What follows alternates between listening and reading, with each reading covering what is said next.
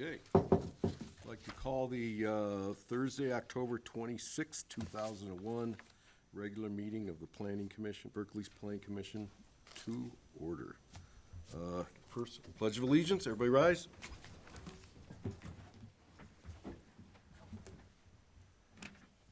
I pledge allegiance to the flag of the United States of America and to the republic for which it stands, one nation, under God, indivisible, with liberty and justice for all.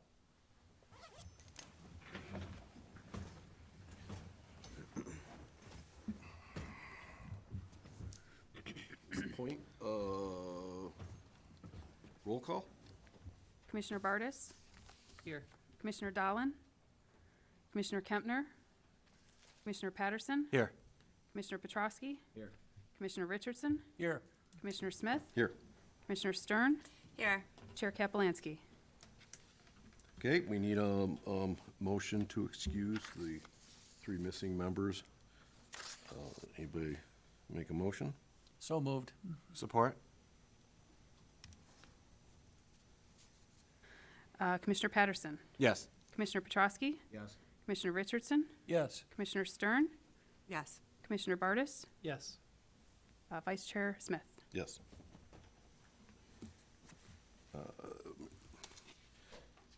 Need a motion to approve the minutes of September 28th.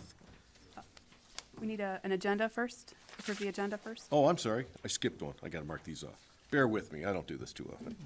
Motion to approve the agenda for tonight's meeting. Motion to approve. Support. Petrosky, Yes. Richardson, Yes. Stern, Yes. Bartis, Yes. Patterson, Yes. Smith. Yes. Okay, now a motion to approve the minutes from September 28th. So moved. Second. Any comments? Nobody? Okay.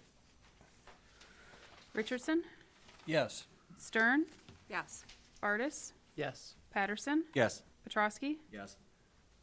Smith. Yes. Okay. Any communications? Ms. Schluto? I have provided to you a copy of the Michigan Planner edition, as well as we had an email sent to related for comments on the master plan, which is on the agenda this evening.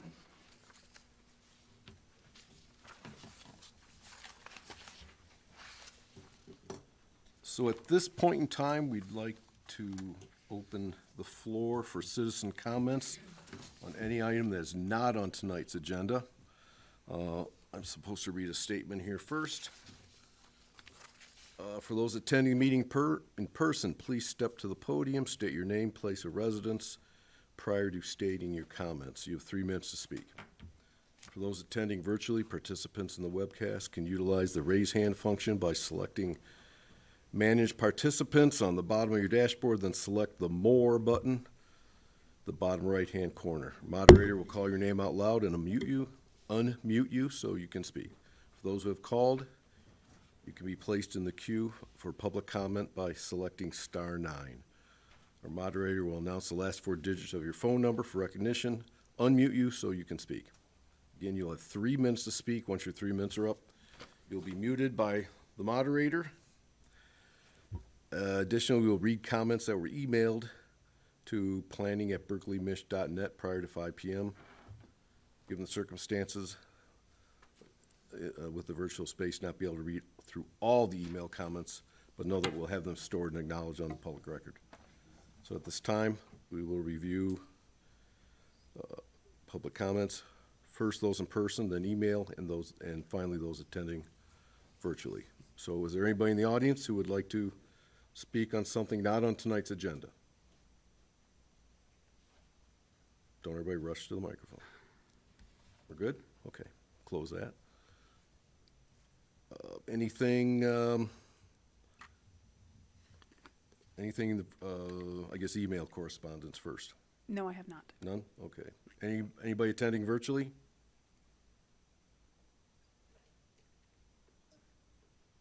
I'm seeing none at this time, sir. Do we give them a couple minutes or a couple seconds? Yes, as a reminder for anyone tuning in with us virtually, you can raise your hand, or if you remove your video cover and raise your hand physically, I can also. Yep. Not seeing anyone, sir. Okay, thank you. We'll close the public comment section. And do we have any old business to discuss? We do not. Okay, that one's done. Okay, Ms. Schluto, would you read the first item on tonight's agenda, Yeah, please? first item, PSP-02-21, 2400 Greenfield Road, new construction of an office building. Tfout and Associates on behalf of 2400 Trust, 2400 Greenfield Road, parcel number 25-18-301-031, is requesting site plan approval for the development of a new 6-unit office building in a Greenfield district.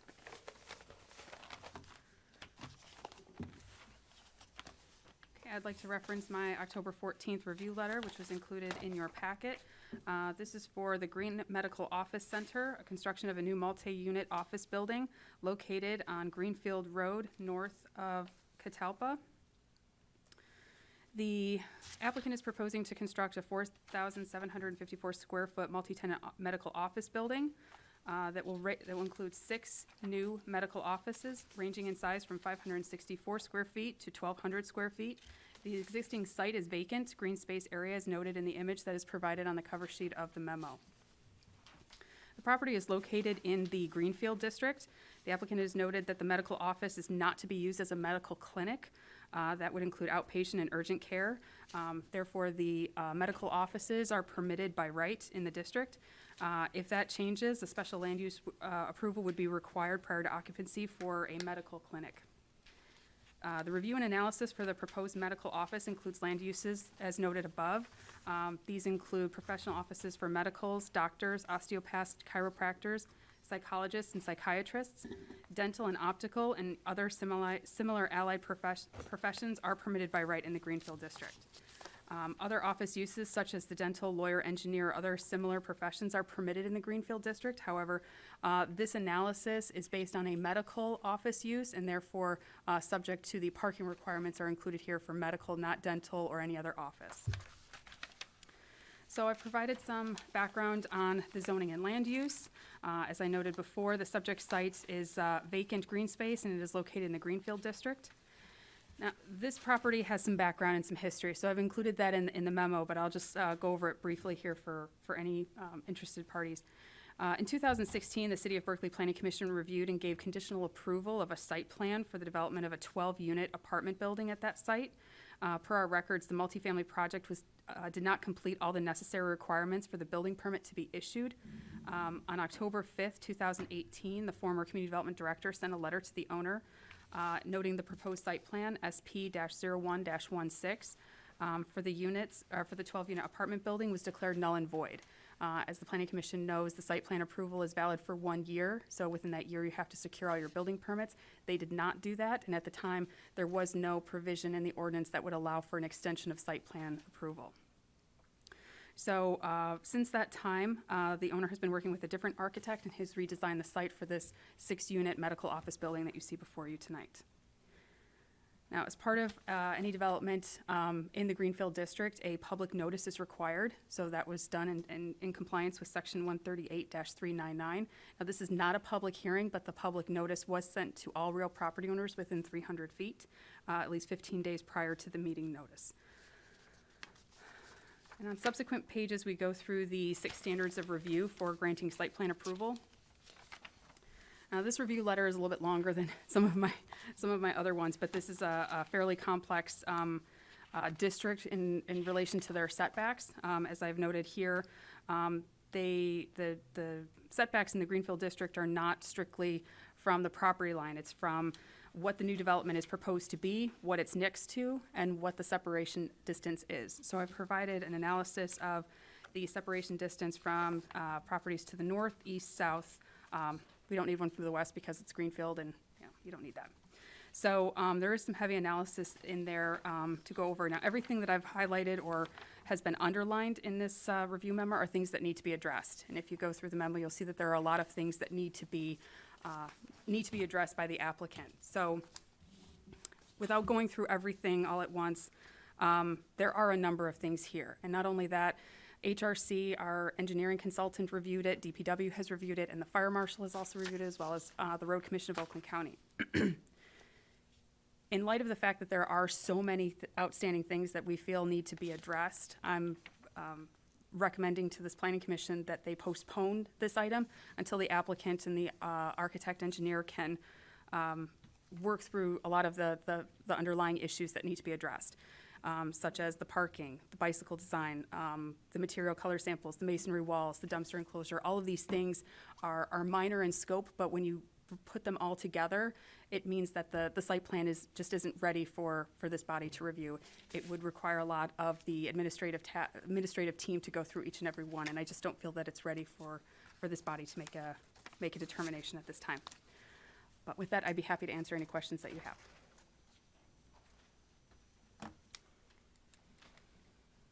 Anybody have any questions for Ms. Schluto? Okay.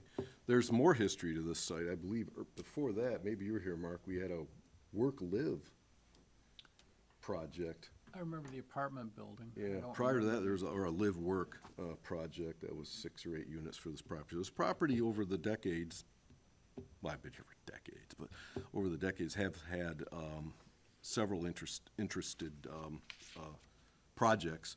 None of them have come to fruition, so it's good to see there's interest in the properties along Greenfield. So, with that said, is the applicant here? Okay. As Ms. Schluto mentioned, there's a lot of comments in the review letter. Her review, our engineers, our other consultants.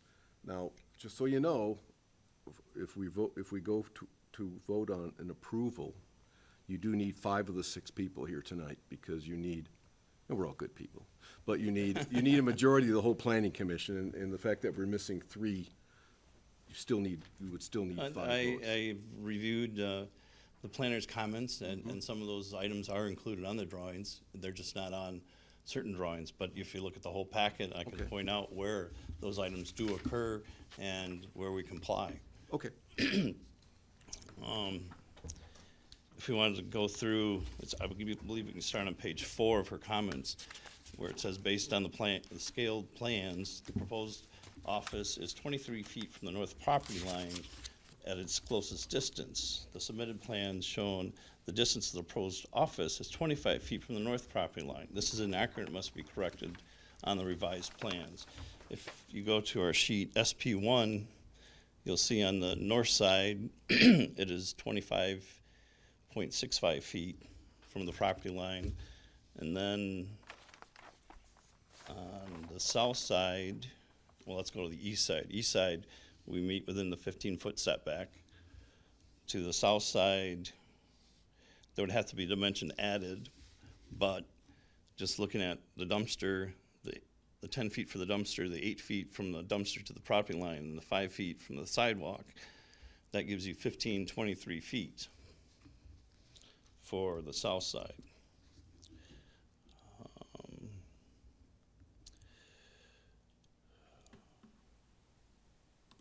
There's a comment, according to the table above, the proposed development is less than 30 feet in height and it has provided 15 feet separation distance from the adjacent residential property line and even a greater distance to the residents to the north. However, we see those dimensions provided on the revised plan detailing setbacks, distances properly as well dwelling to ensure the setback standards are met. We have shown the setback at 15 feet, the 25 feet, and then the 23 feet to the bottom, which meets the required setbacks.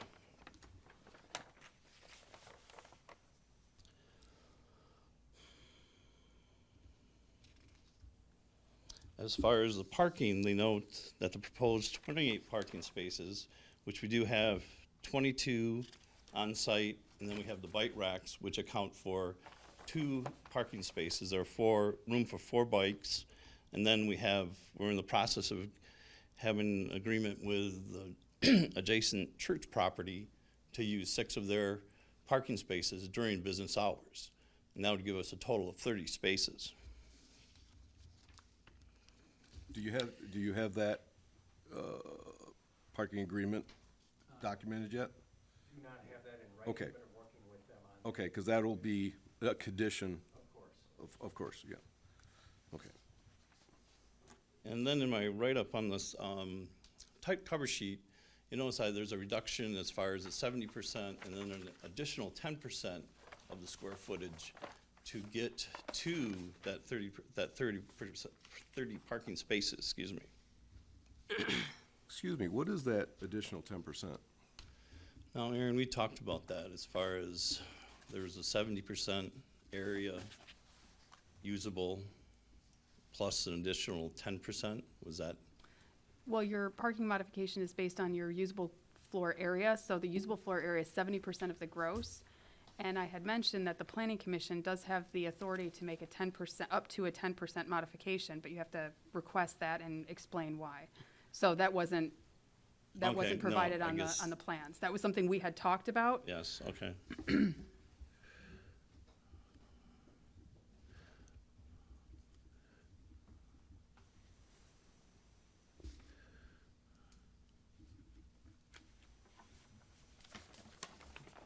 Yeah, that isn't the standard. The 70% is basically the net square feet effectively.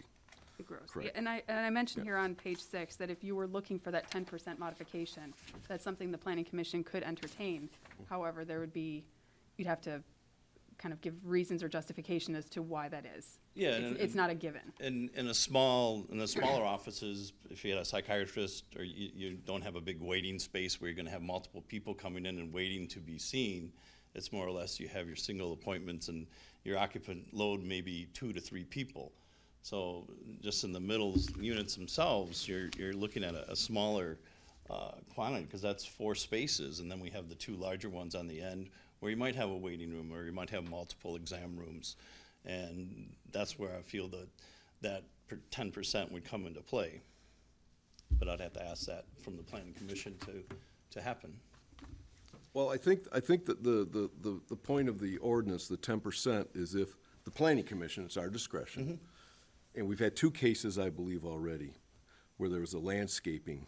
There was one location where they had some spots, 6 spots or something, and it was just shoehorned in there and it didn't make sense. It doesn't have anything to do with the use.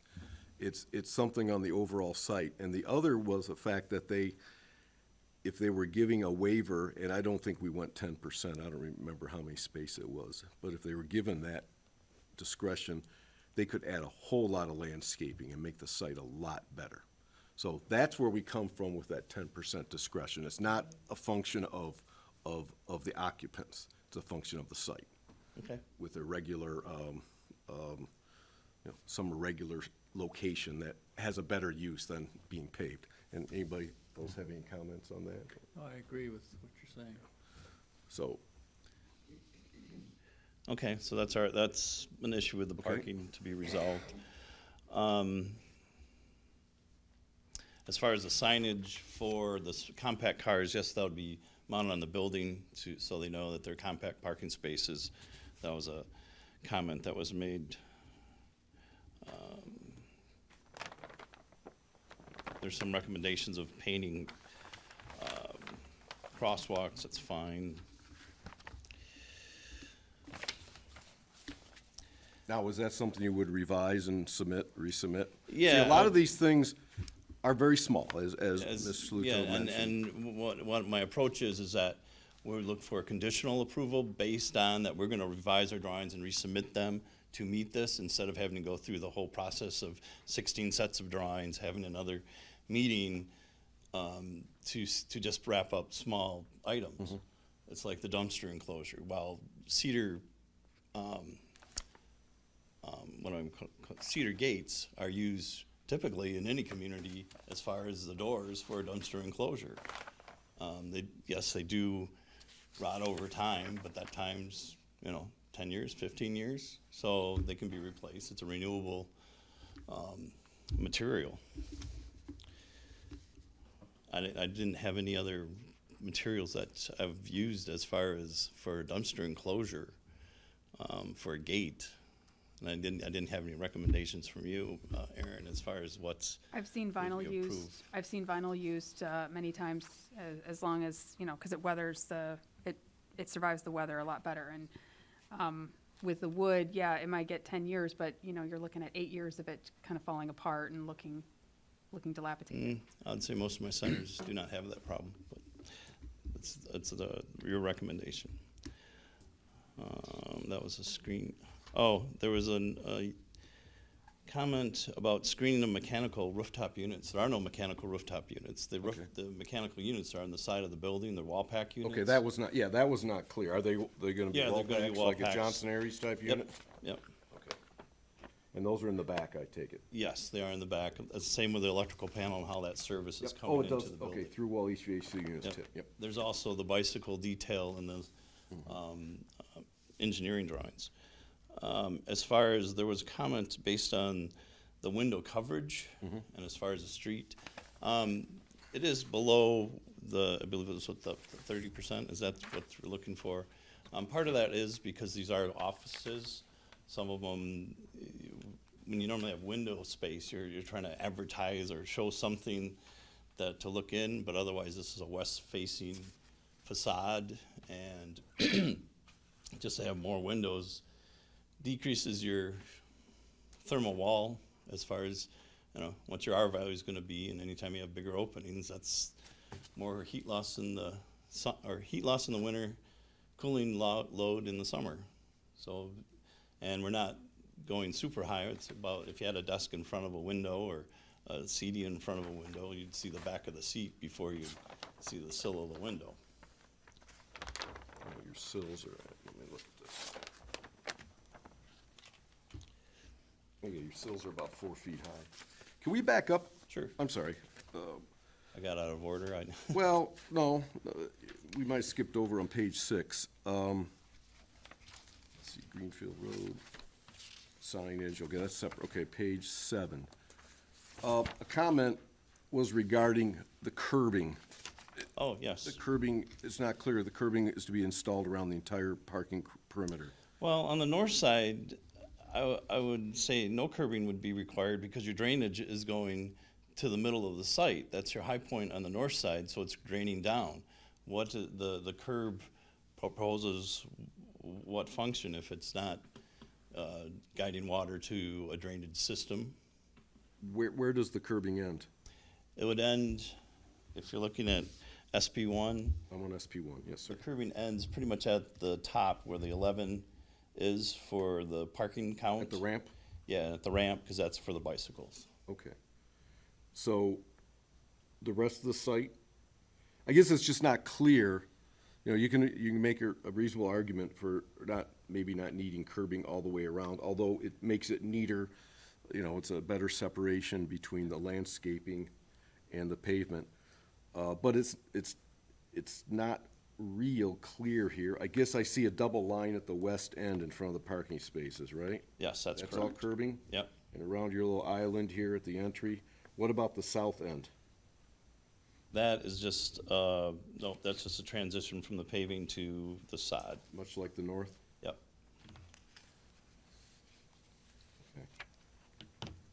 And then beyond the ramp on the southwest corner, the pavement is flush with the sidewalk is flush with the pavement, correct? I'm just Yes. trying to understand the Yes, drawing. that's what I have that understand. Okay, No, and all the way back to the dumpster, there's no, TW, no, there's a, I see s- the TWTPs, you see there's Right. like a 6 inch difference, so that would be a curb that's long. Okay. Otherwise, you know how the car pulls up and you just have that, it is 20 feet deep, but we're not getting into bumper blocks or anything of that nature. okay. We've been through this before. We'd rather see an 18-foot deep space in a 7-foot deep sidewalk, because Okay, cars so are use gonna, the 2 people feet. pull up until they hit I something. get it, to use a 2 feet for overhang, and that can be accommodated in our plan. Okay. And if anybody else agrees or disagrees with that, or has any comments? I think everybody understands 5-foot sidewalk with a 2-foot overhang doesn't give anybody, people a lot of, Yep. space to walk around. And for shoveling snow also. Okay. So the curb continues all the way along the south, it looks like, Yeah, you see they have, to the Nope. pretty much to the dumpster. yes. Okay, I'm just trying to understand the drawings. Oh, that's fine. And, okay,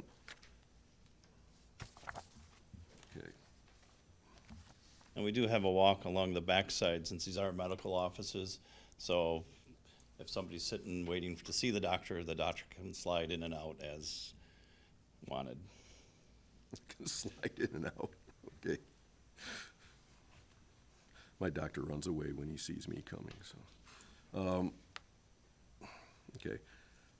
Okay, building design. This, I can't tell what's going on here, what these look like. This is a, do you have Oh, something? can we a go, little- can we, page, oops, I guess that's after. All right, Yeah, we kind building of, design, all right, where are we? Okay, do you have actual live samples that we can Yes. look at? it's there's the stone, this is the hardy plank, and then the stone, and then you probably have, we didn't talk about the glazing frames. I'm sorry, glazing frames. The frames, the windows, Aluminum frames. yeah. No, we've not put a sample, but standard Yeah, it'd be a, glazing. yeah. You have a color? anodized or- Yeah. Yeah, we do clear anodized framing for the window. Oh, be clear? You can do clear, or else I would like to do dark bronze. That way it highlights and punches out your windows more and plays more with the facade materials that's there. Now, is that is a, It's a faux stone. I understand. Now, it's not clear, does all this come all the way down to grade? Yes. Really? There would be, well, we have the hardy plank, that's gonna be. short. Microphone, please, this is being recorded, I'm sorry. Yeah, the hardy plank Yeah, and the the, hardy and the plank would stone all stop comes short. down to grade Yeah, and then the stone is, would okay, come down. because most of that stone will wick moisture up and also gets knocked off by snow blowers and shovels. And the hardy plank will also has some issues if you take it down to grade. Now, No, that's no, not, it's not gonna be taken down to grade. It can't, you'd have like a 4-inch gap at the bottom. what so is you- at the exactly. bottom of the wall. And this isn't our business, I'm an architect, so I'm It'd just be curious. CMU. Okay, so you're gonna have a band of, Yeah, it basically would have a band, and then we can do the backer board and stud framing beyond that. That's Okay. pretty standard.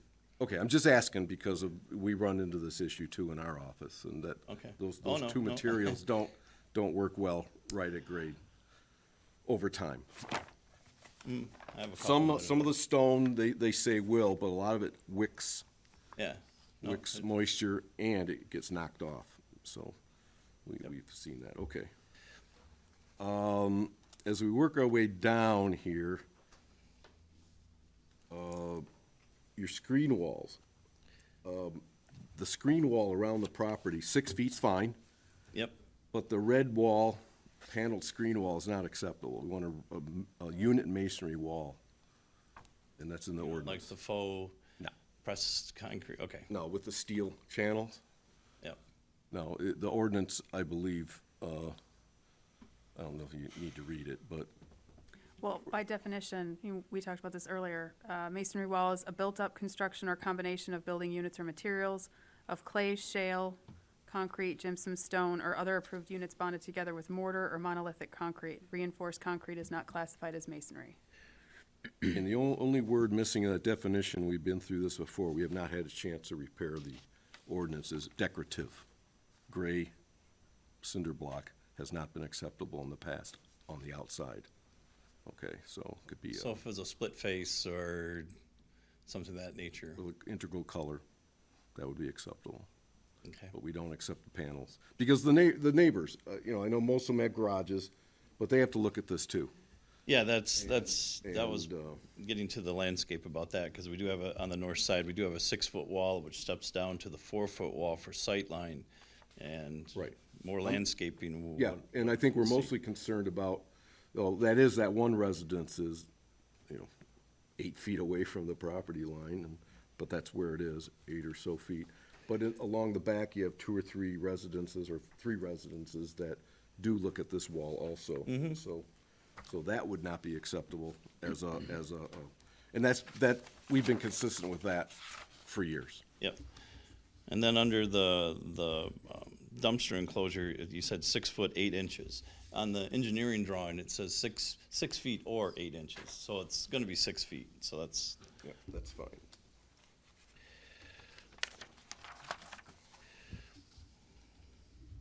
Okay, now we're getting back into on page 8, everybody. yep. And feel free to butt in, everybody. I'm dominating this. Well, it's nice to have another architect here.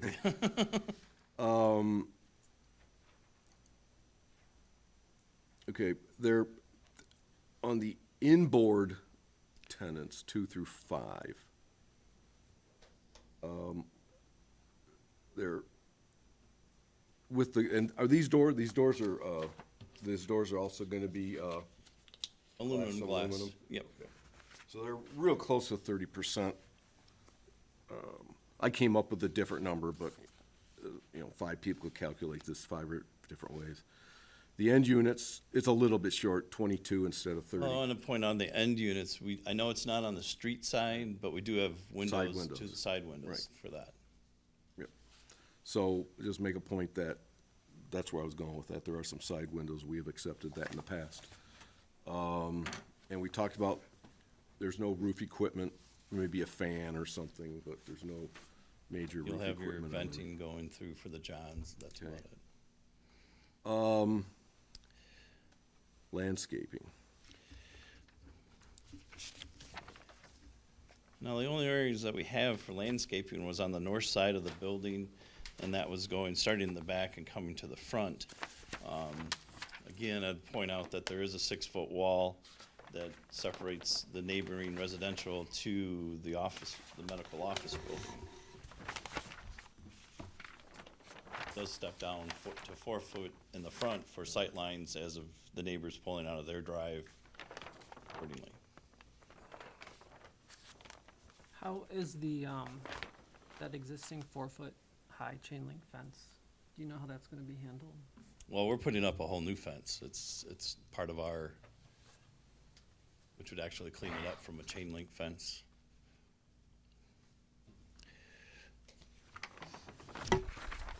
The only comment I had about landscaping, and I see you have, 8 or 9 trees and pardon me, but I wrote grossly minimal.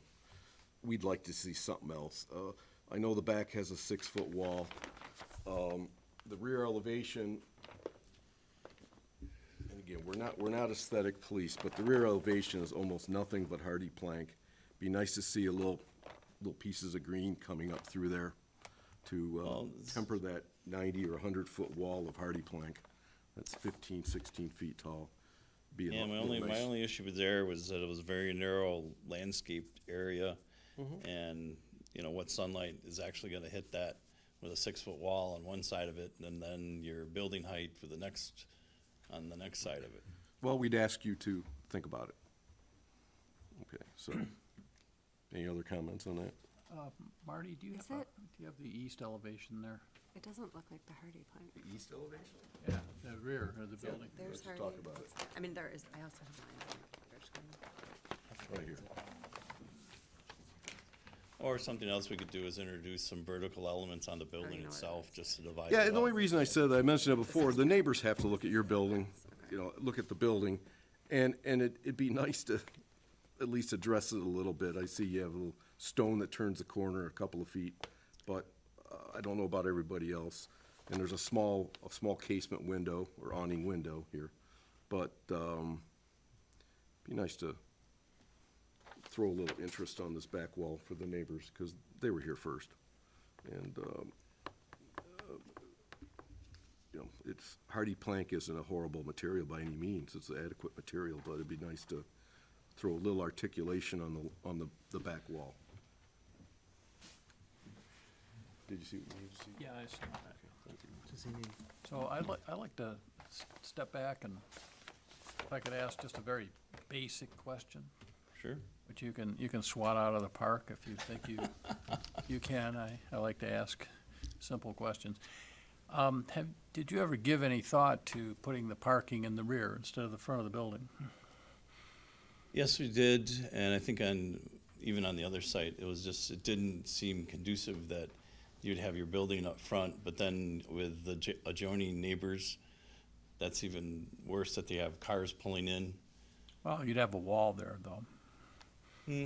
That's And still, the building would be, this sort of gray eminence there would be further away from the neighbors. well, you also have, I know the lighting would be zero at the lot lines, but you still have the shielding of the light, you'd still have the glow effect of parking at night.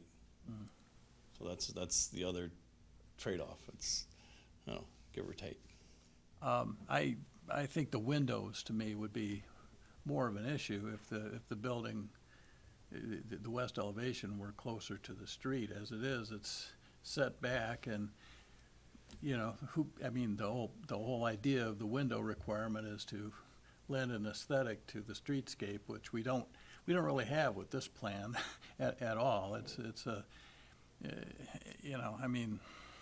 I'm sure it'll look very nice, but on the drawings, you could mistake it for a little convenience store or strip mall. It's not distinctive. That's the reason I asked that question. I think we're concerned with streetscapes, and this to me is just elevating parking in the car to its usual preeminent position, which, If you go down the road on Greenfield, there's the urgent care where the parking's on the side of the building, but it's still a parking that's visible from the street. correct. You go to the Berkeley Coney Island, that's all parking all over the place. I don't really like any of those. So, well, I'm expressing my personal opinion Okay. here. I mean, you when you meet the requirements you meet the requirements, but I just thought I would see what thought you had given to no, those I kind did, of we issues. did play with that idea, but it gets very tight on this site with the parking requirements as far as the number of spaces and Okay. then what's left over in the backside, so we got this one to work with even with the church parking, if that has to happen to make this work as a medical facility. Okay, and I don't mean to put down. Oh, no, I'm sure that we always it'll be- take it and turn it over, and flip Yeah. it over and see what works best. And Okay. this was kind of the arrangement that we came up with to get in and out, to have your dumpster use and so forth. I'm just not a fan of having parking in front. I never will be. Okay, no, that's fine. Can we go over the parking numbers again really quick? Sure, sure. Make sure I understand, because on SP1, I guess there was an error there, which I'm not sure if it's just corrected now or if it was something, No, we show there's 22 or spaces. C1, sorry. Yeah, there's 22 spaces of parking on the building site itself. Then we get credit for 2 parking spaces with a bike rack. So that gets us up to 24. And then we were taking 6 parking spaces with permission from the adjacent property church, which would get us to 30. Okay, because on the site data write-up, it says 3 spaces shared from adjacent church parking lot. No, that should be 6. And then if, just throwing this out there, but if parking is lower than the required 32, why not just get more shared from the church? That can be arranged. I mean, and then I'm looking at the walkway from the parking lot to those church parking lot spots. Mm-hmm. What is being built? So on page C1, it looks like the parking lot just goes straight into a parking spot, I guess. And then that's at the church. Oh, as far as how you'd walk around, Yeah, yeah. and then I'm looking at SP1, and it looks like you're continuing the 5-foot sidewalk to the Across, edge. yes. Across. So is the intent to tie in and then like into a parking spot, or? Yeah, I would like to have it ideally hit a center space or a striped space. It'll That ma- way, That way you'd be walking between two cars. No Okay, and it'll parking. match the elevation of the existing Yeah, church that'll, parking lot? yeah, it'll have to match, of course. Okay, No steps. What sheet is right? I'll assume SP one is correct. It's showing the, church parking probably about 8 feet away. like an Yeah, angle. that's, Instead of that's 2 from our, feet. that's from the survey work that was Okay, done. that- so the C1 sheet, the 2-foot dimension isn't really right. These are really back farther. Not that it really means anything, but from this Yeah. drawing, you're showing the edge of the park, the church parking about 2 feet from the property line, where according to the survey, it's really farther back, about 8 feet. Yeah. Not that that changes anything, it's just, That's, okay. okay, but they are back 8 feet? I'm Yeah. just curious. Okay. That's surveyed work. Okay. Now, Mark, don't be worried about insulting architects. We don't have feelings, so don't worry about it. I can't say that in public. My comment I want to say. Isn't it lawyers that don't have feelings? We are learning from you guys, so. Lighting, we touched on lighting, that's the next item. There are a couple spots, I'm on the last sheet, which is the photometrics.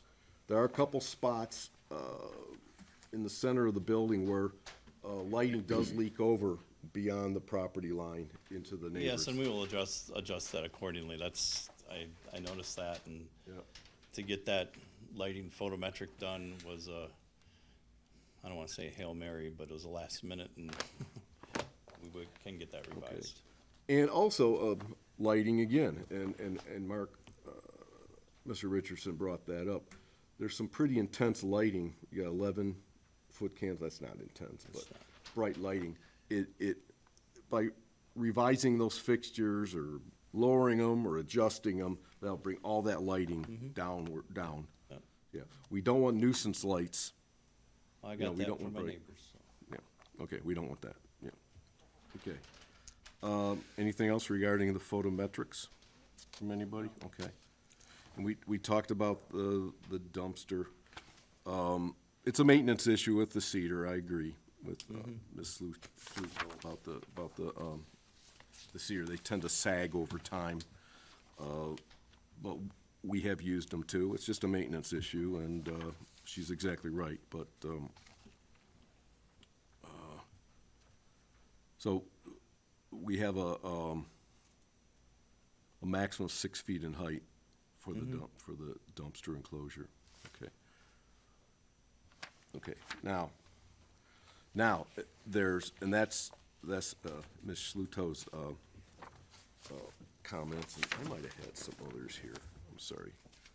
Go through- If anybody else has some items to discuss, so I'm looking through here.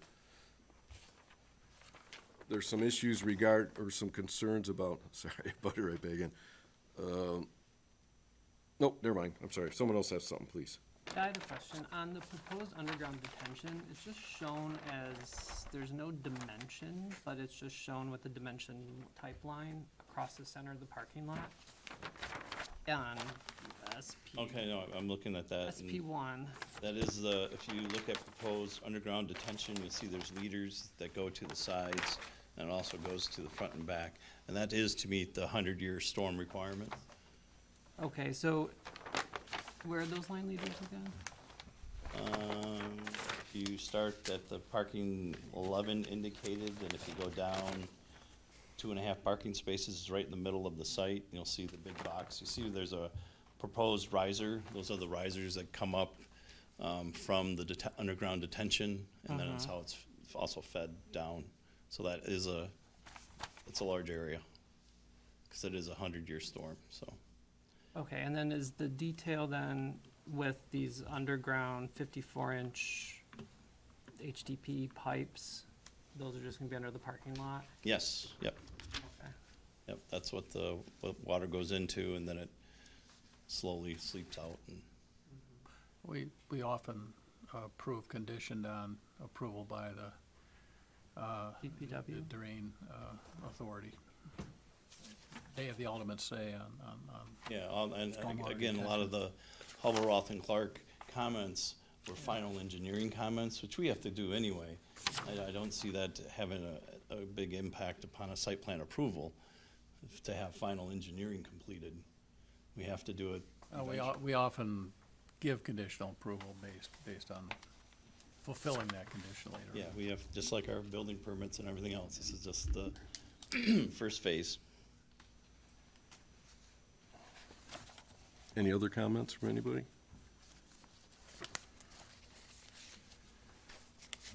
Okay. Quite honestly, in my opinion, I'm only one of 9, or tonight one of 6. I think there's just too many little items. And each one of them, now, again, I said I had some reservations about minimal landscaping and the aesthetics of the back wall, and probably said a few other things brought up. But in my humble opinion, I think there's just too many things here, and none of them individually are a deal breaker. But I think there's just too many inconsistencies and too many things that I think be best. And this is your choice, but I think it'd be best to postpone this until the changes can be made. Because I've got red all over this, and I'm not, I really didn't study the consultants' comments. And I don't know how the other planning commissioners feel about that, but I have read all over this thing, just inconsistencies. We talked about most of them tonight. Especially there's a big deal about the wall, the perimeter wall. That is a cost issue. And I'd like to see a lot of this stuff picked up on another submission. Any comments from anybody else? My thought is that, well, I've expressed myself on the building orientation. I don't think that's anything we can raise a legal objection on or anything. My relevant concern here is I'd like to see more about a more complete landscaping plan. I'd like to see more detail on what, what the perimeter of the premises is going to look like from a landscaping perspective. And I'm sure the lighting can be corrected, but I'd like to see that plan, as long as we're talking about cleaning this up. This is bordering a residential neighborhood, so we have to be very sensitive about the impact. I guess there's not been any discussion about the fact that the setbacks in the Greenfield district are based on building height, and that, I guess that raised the idea that, the setback might be measured from the adjacent buildings rather than the lot line. This can be cleaned up so that it'll meet the 15 feet either way, but I'm raising the point because I think it would behoove us to clarify that, just for, we have the applicant has another project, and there'll be other projects hopefully, so I'd like to get some clarity on where we measure the setback from. To me, setback means from the lot line. Right, and this ordinance talks about separation instead of setback. And that's a different term. And I don't remember discussing that in the past. Maybe we did. But maybe we need some clarification. But they don't, if it were a setback, they have 14'8" here to the property line, not 15 feet. But Yeah. it does say separation. So the separation to the adjacent buildings is much more. It's more, Yeah, yeah. yeah. So it's not a huge problem for this application. I'm No, just no, saying, they're about 50 feet from the closest yeah, home. I'm just. So that may be something we want to discuss in the future when we get into our ordinances and things. Yeah, and that was highlighted in this, in this review letter where there's the setback versus the separation distance and ambiguity of that, because it is unlike any other district that we have here in the city. However, this is the first time we've had an application come through for the Greenfield district, so it's the first time I've had really looked at that in depth. But there is something that we might want to look at in the future. Is there anybody from the full side of the table that wants to add any comments? I would say I agree. There's too many inconsistencies as presented to us. I wouldn't feel comfortable moving forward on this tonight. If I may, did you want to ask the public if they wanted to have any? Oh, I'm sorry. Feedback? Thank you, thank you, thank you, Aaron. Is there anybody from the public who'd like to speak on this property? Can I ask on behalf of the petitioner just a couple quick images clear? Please come to the microphone. State your name. Yes, sir. Dan Winter on behalf of 2400 Trust. Two questions, maybe Aaron specifically, or on the specific uses in here. I see you got dental, lawyer, engineer, we're mixing office and medical. And speaking of mixing, from the parking equation, if we were to mix tenants, in other words, part medical, part office, could it go on a basis of per use with your same calculation? And the reason I bring that up is because the church met with the church and discussed the parking arrangement. The thought on the 6 spots there, just wanted to clarify, was that there's 6 potential offices. One principal would be parking there, not customers or not clients, I guess, of the medical uses. So it would be strictly the principal of each one of these 6 medical offices, so that way, and then also I mentioned to the new pastor that just moved in, or just took over the church there, that we would put a sign there and state, private parking, and it would strictly be so customer or clients are not gonna park in there, just the principals of each office. So wanted to make that clear, and then, Sir- go ahead. Sir, are you confident you'll get that agreement, or are you just Those starting were to the- negotiate it? Just or- started talking because the gentleman that had been running it, Dave McCaddy, is now retiring. And so there's a new person that I'm gonna be talking to. So I had an initial discussion, but I wanted to get clarification first. And I think that's yet another reason to No, postpone it is. this. Yeah. And that's why I was trying to address the mixed use of spaces. And then secondly, their question to me, and that's what I was biggest concern was the agreement. They're concerned that this would need to be a recordable agreement against their property. Yeah, probably, yes. And if it is, then they're not gonna do it. And I honestly would not blame them, because that would follow that land, even though it's a surplus lot that they do not use. It's basically access for their dumpster. And we would have an agreement that we hypothetically talked about, where the parking would be Monday through Friday business hours, nothing Saturday, nothing Sunday at all. I think all those, Aaron, and has that been discussed with the city attorney at all? Because, The shared parking agreement? No, it's just because we haven't seen anything Okay. from them yet. okay, because those conditions can be put on the agreement. Yes. Yeah, which makes it more amicable. So- I just meant as far as if it was, required to be a recorded versus, it says parking agreement, so I just wanted to ask the members what that technically means, because I can imagine that would cause a lot of animosity within the church, that you're now recording something against the property that, could not be undone. I can tell you that in the past, we have had agreements that were not recorded. Okay. I defer to the city attorney about what the current requirements are. Currently requirements, we don't require them to be recorded with the county. We just need something signed, an affidavit that this is an agreement that you have between the two of you. However, it would be incumbent upon you as the owner, that if that agreement soured and was no longer applicable, that you could secure parking elsewhere.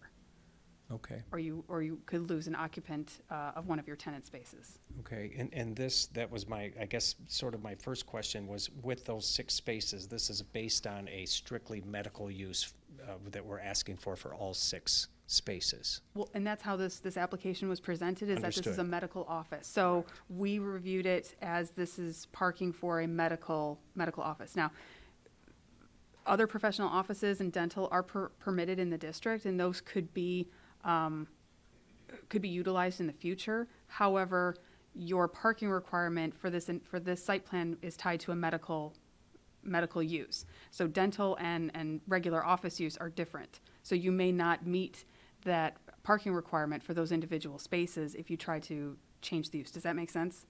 I guess what I'm wondering is if the regular office use falls lower use-wise. Greater. It does, but dental Or can be is- higher because it's based on the number of treatment rooms or stations. So dental is a little bit different. But isn't general office a higher? It is, parking? yeah, that's, There's more and we parking get into that spaces. with the second Right. site plan that's It's a submitted higher tonight. It's- requirement for Yes, it's general? 1 per 225 square feet of usable floor area, whereas the medical is 1 per 100. Oh, that's what I However, a meant. dental office is two or three spaces per chair or treatment station. Understood. So they're all very different in the intensity of the use. Okay, so would there be a possibility, I guess would be my question, is if we couldn't, that's my concern is with the church. I appreciate now for clarifying that doesn't need to be recorded, but if they, for whatever reason, don't want to do this, and we say I know what you're saying, we're applying for strictly medical, but would there be latitude to take 3 of the spaces and say, make them regular office that don't meet as high a criteria so that we would not have to potentially use those 6 spaces? Well, an office use is an office use, so, I mean, you could do that. However, if you had your 3 medical office uses that are in that building, and then you had 2 lawyers, but then 1 more medical wanted to come in, you wouldn't have the parking requirement for that or for the 4th medical. Understood. That make sense? I do. That would be my question. In other words, if we put, a lawyer, architect, engineer, we'll say, and then the other 3, for example, a doctor, a chiropractor, would that still meet, based on the code, that you have there for 24 spots versus 30? And those would all be reviewed when the business licenses Of came course, through, yes. Of course, Mhm. okay. I'm just wondering, if something doesn't, I don't know how, because it's a new pastor, and so this is not the same one that was there. So the new person I spoke with was uncertain, and you certainly helped answer that question about the agreement. I appreciate that, the clarification. One last note was on the the uses that are in there. Again, you have optical, psychiatric, these are all coming under medical, I'm assuming, so anything outside of that is the regular. And that's by definition in our ordinance. Sure. So that's where that came from. The only other word where it says medical clinic, medical use is not a medical clinic that would include outpatient. Is the definition of, when I say outpatient, it'd be like if a chiropractor came in and manipulated someone's back and then sent them out, is that? No, when we're talking about outpatient, is more of a clinic type, like the urgent care, that's Right. a little bit closer. Okay. And that's just requires a different approval process. That would require special land use Sure. approval. That's why I wanted to clarify that, and I mentioned that with the architect earlier in Okay. our conversations, to make sure that you were going through the correct approval process. Sure, I just didn't want to, go in a position where you're saying outpatient, because usually, you come in for any kind of work, it's outpatient, you're not staying over or whatever, Right, but Maybe there's I a. misunderstood the word. That Right, could be- yeah, it's different. Okay, I think that was the main thing. On the east side of the back, I guess, talking about landscaping, would it be possible to do decorative, striping or painting, something on the back that the neighbors could see on the rear east side? I think what Tim was mentioning, and I would just say from a practical standpoint, it's almost impossible to grow anything with a 6-foot wall and then a 14-foot tall building in a narrow area. So I am not opposed to doing it, it's just that it's not gonna survive. And I was just thinking if the board had some suggestion that would make the back look appealing, be it down lighting or something up above the 6 foot between the top of the building that, would make it, Well, I guess my comments, I'm just looking for something to articulate the back, and you just said that. yes. It's a blank, and the neighbors do see it, and it affects neighbors. So if there's something you could do with color, Yep. with Okay. that would help. And I just threw out landscaping as an idea, but you're right, you probably don't want to, you're not going to get any big trees back there. Well, they probably wouldn't survive is the problem, because they're not gonna get above any kind of light or air or anything, and then they're just gonna look bad, which is Think about worse. that when you plant your sod, too. Right, well, that was gonna be my other question. Would it be appropriate, again, I'm looking at that same scenario, to use stone back there in that area? And again, concentrate above the 6-foot wall for the neighbors to see? I don't know if we have any issue with that. Because it's, Probably again, survive. it's almost impossible to get anything, from a practical standpoint. I don't think any of us is wedded to any particular Okay. design, but on the We'll other hand, we propose need to something. see it. We Sure. need to see Yeah. what you're proposing. Understood. Yeah. Okay, thank you for your time, I appreciate it. Thank you. So, as it stands, and this is the applicant's choice, we've all spoken, if Is there you anyone want- else from the public? who Oh, I'm wanted to sorry. speak? Sorry. Is there anybody else from the public who'd like to speak on this? Okay. Tori, anyone in the waiting room or virtually? I'm seeing no hands raised at this time. Okay, thank you. Thank you for reminding me. You'll probably be reminding me again. That's fine. So, you've heard us talk, you've heard us speak. It's the applicant's choice if you want us to go for a recommendation or make a motion for a postponement. If you want to talk that over. You wouldn't be making a recommendation. You wouldn't be making a recommendation. I mean, for approval or a postponement, right? Thank you. The motion. Yeah, it's up to the board to determine what motion But you I would would like to their make. input first, is with, As I stated before, yes, there are a lot of items to be addressed, but they're relatively small in nature. But as far as, as you mentioned, there's no real deal breakers not to have this project move forward. So I would ask, if we could get a conditional approval based on that, we will be addressing and picking up these items as have gone through this evening. That would be my. anybody care to make a motion?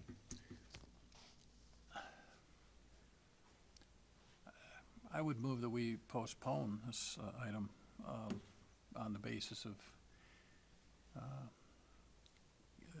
the comments of the commissioners.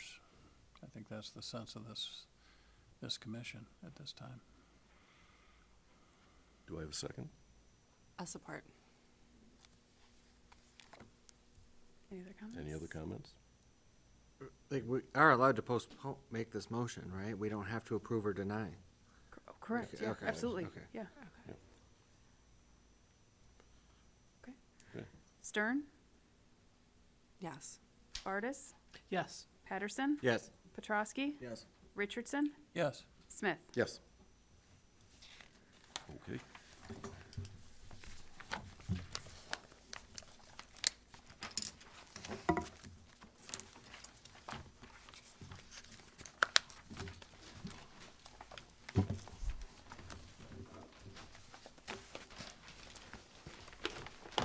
Okay.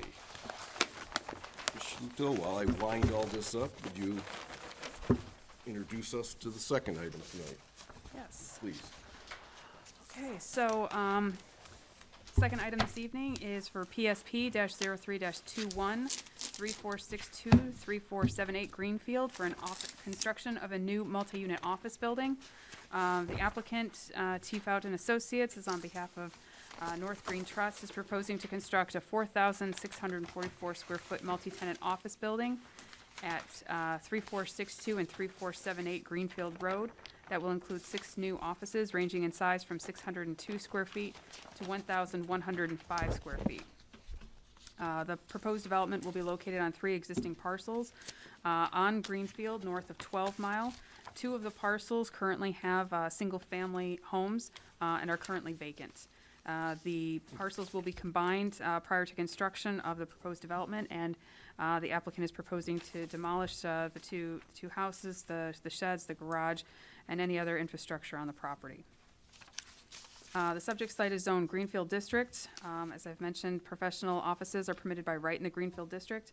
The review and analysis for this proposed building includes land uses for business and professional offices such as lawyers, engineers, architects, or other similar professionals. This includes, this is different, the parking analysis is different from a medical or a dental office. And I wanted to make that clear just because this has a higher parking or a lower parking requirement than a medical or office, which may impact their certificates of business license and occupancy later. As is typical, I've provided some information on the zoning and land use. The subject site currently is occupied by single-family residential located in the Greenfield District. There isn't as much history that I'm aware of related to this property, so there is no background for me to provide to you in relation to this, but the notice requirements for the Greenfield District are the same. All property owners within 300 feet of the 3 subject sites were notified by mail within 15 days of this date. This is not a public hearing, however, the notices were required. So within the review letter, I've followed the review procedures with the 6 standards for granting site plan approval. And I'll say that a lot of the comments that I had from the previous plan are applicable here. So there are still concerns related to the setback, the bicycle rack design location. That's something the Planning Commission can review. In relation to parking, we had discussion about the number of parking spaces. In this instance, they have exceeded their requirement, so that works in their favor based on the use. However, we recommend that they put in a T configuration at the back part of the parking area to make the means of getting in and out of that last space easier for that motorist. Yeah, a lot of the same type of things. The material and color samples, I've noticed that the applicant has provided those, so we can look at those when that presentation comes. But one other concern that was brought to my attention by the fire marshal during their review is that there's no rear doorways on the building. So there's, as opposed to the one we discussed previously, there had a front and rear access. This one does not, and that might be something that we want to discuss with the applicant to make sure that there is proper emergency exits for any of the patrons. So. With that, again, I recommend, given the number of comments here, and not only those provided by myself, but Hubble, Roth, and Clark, our engineers, and also DPW, that we postpone this in order for the applicant to go back and make some of these changes and incorporate some of the changes and recommendations that we have here. And with that, I'd be happy to answer any questions.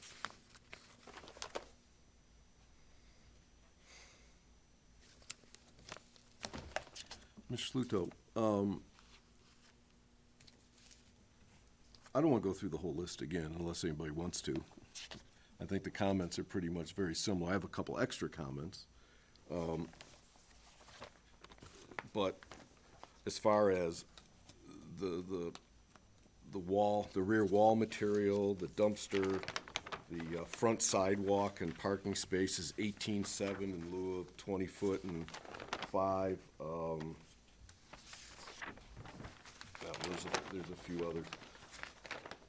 They're all pretty much the same comments that we had on the previous. I'm curious to why this building doesn't have back doors when the other one did. And I don't know if they're necessary by code for the occupancy, but just curious. This rear elevation, not having doors, is a little more lacking than the previous one, and we discussed that at some length already. Are the materials the same? Similar. Okay, come up to the microphone, please. I'm Tim Fote, architect representing the North Green Trust for the site and building. There was a few items that I did want to clarify that we have provided, and that was in you mentioned the turnaround space, the T, and where the 9 is in the parking count, there is a space to pull back into and then pull out. That is included on our drawings. Otherwise, it's the same same comments as you mentioned, but we still have the same thing with the glass, the glazing. Is that going to be a huge impact? We never really addressed it, stating that we have to change the percentage of glazing on the west elevation.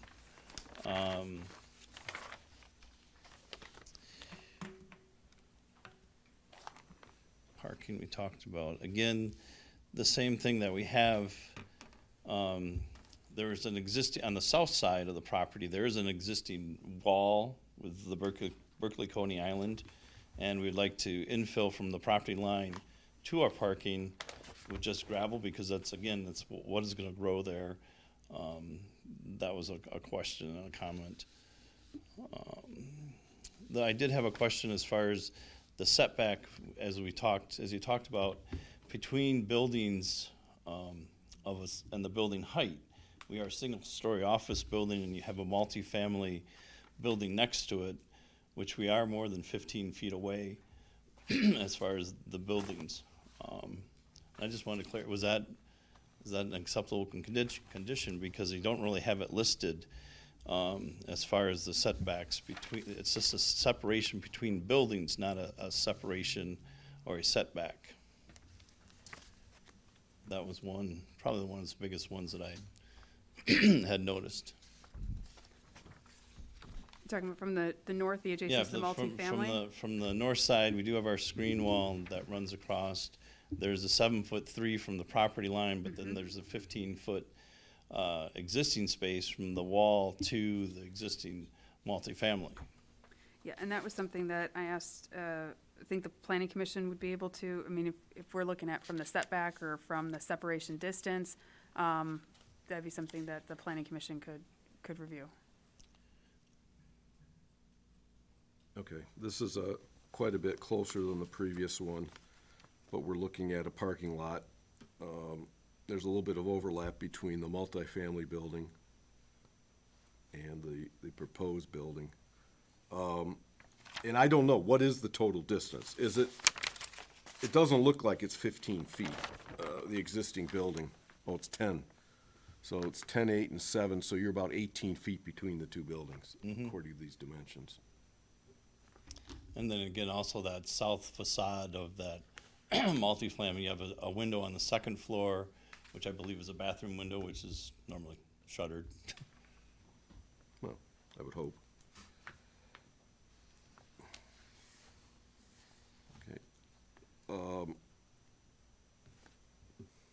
And as far as the setback, there was a question as far as the distance to the adjacent structure to the south.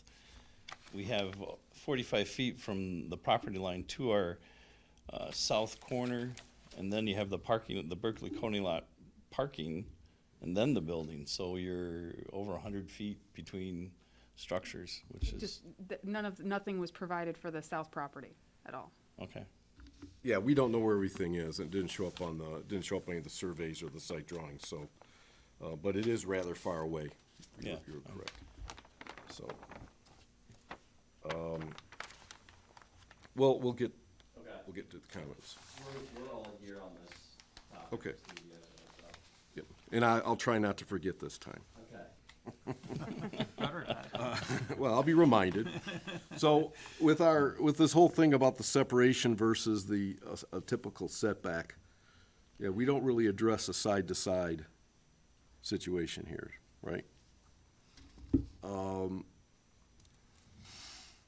And like I said, there's probably only 4 feet, maybe 5 feet of overlap, although nobody looks at things in direct head-on.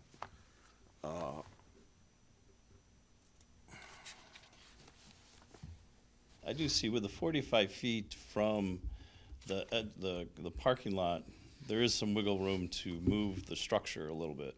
Move it to the south? Would we get it to the 15 feet? That would be a stretch. But we can make that, well, you have 25.79 feet from the end of the parking to the building. And if we, what are we allowed to come within close to the south property line with the parking? And we could make that closer to gain a few more feet in the back, where that 18 feet would become 20 feet. We're fighting for feet and inches. Right, but I agree, you could probably move that a couple feet south, and that would be appreciated.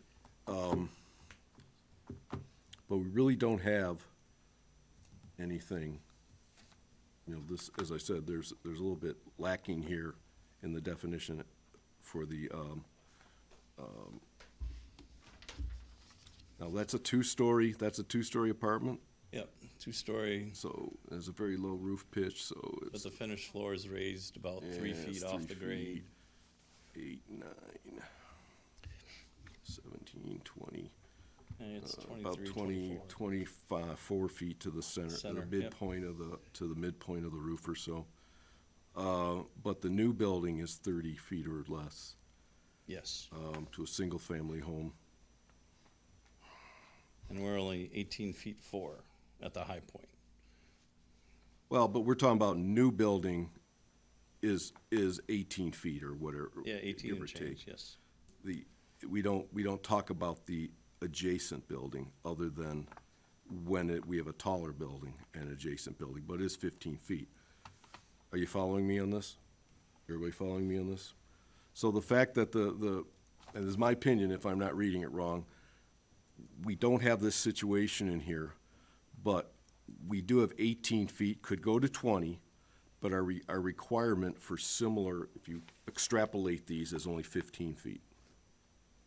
Am I reading that right? That's what I would. So Yep. if, That's what I, so if we have 18 and maybe 20, I'd like to see 20 if we can make it work. I think that complies with the intent. And again, most of the building is looking at the parking lot in the back. You know, they're offset. So is that an agreement? Is everybody in agreement with that? I mean, it's not ideal, but that's what it reads and, or that's what it doesn't read. But if we extrapolate it or interpolate it or whatever you want to do, we could probably come up with the 15 feet separation complies. So, okay. well, either it does or it doesn't. But we don't have it. We don't have anything. It does. I'm Yeah. sorry. It does. Yeah, It's more than 15 feet. and we can't. But we don't really have the category here to work with. We're dealing with ambiguity in the. Absolutely. In that. But we are greater than 15 feet. I think, and I think insisting on anything different is probably not gonna be defensible. I think they're probably, you know, in compliance, either way you look at the language, I tend to agree.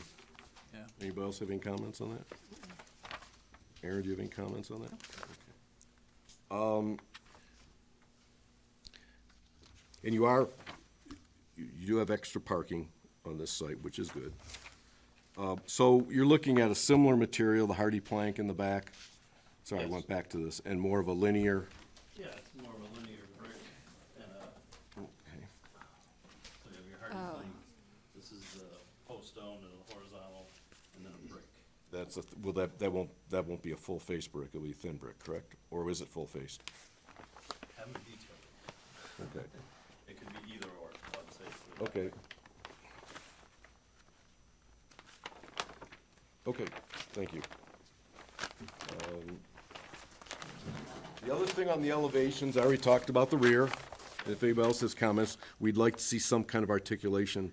Like I said, there's less going on here than the previous one, and you are closer to the adjacent, to the property line. Yes, far that's as- another thing, as far as trying to do landscape back there, it's just a very minimal space. As far as, and I want to address the doors, as far as you wouldn't get an occupant load of over 50 people in one of these spaces, so the two means of egress is not required by code. Now we come to the windows. You know, I think, and I guess we didn't really say on the previous one, but my feeling was you were close on the previous one, and it would be acceptable. Now here we've gone a little bit farther. It's a bit less. I'm inclined to say I'd like to see some more window.